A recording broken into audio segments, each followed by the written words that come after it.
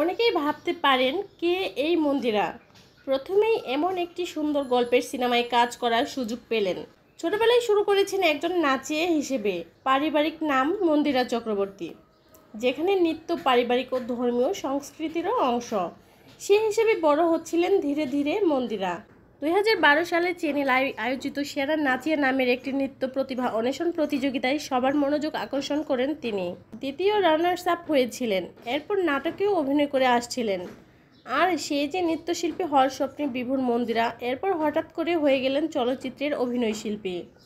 নৃত্যশিল্পী থেকে অভিনয় শিল্পী হওয়ার ঘটনা নতুন নয়, তবে মন্দিরা চলচ্চিত্রে পা রেখেছেন একেবারে সরাসরি নায়িকা হিসেবেই। সেই অভিষেক সিনেমাটির পরিচালকও পেয়ে গেলেন মনপুরা সিনেমা দিয়ে রাতারাতি তারকা বনে যাওয়ার গিয়াসউদ্দিন সেলিমকে। একেই বলে পয়মন্ত কপাল। যখন এই পরিচালকের সিনেমায় নায়িকা হিসেবে যুক্ত হলেন মন্দিরা, তখন সিংহভাগ মানুষের কাছে আধো চেনা আধো অচেনা। অনেকেই ভাবছিলেন এই নায়িকা আবার কে, তাও এমন জাদ্রিল পরিচালকের সিনেমায়। সত্যি একজন আনকোড়াকে নিয়ে এসেও এ পরিচালক তার সিনেমায় যেন একটা জুয়ায় খেলতে যাচ্ছেন। 400 বছর আগের একটি ক্লাসিক রূপকথা ভিত্তিক ময়মনসিংহ গীতিকার কাজল রেখা অবলম্বনে তৈরি কাজল রেখা।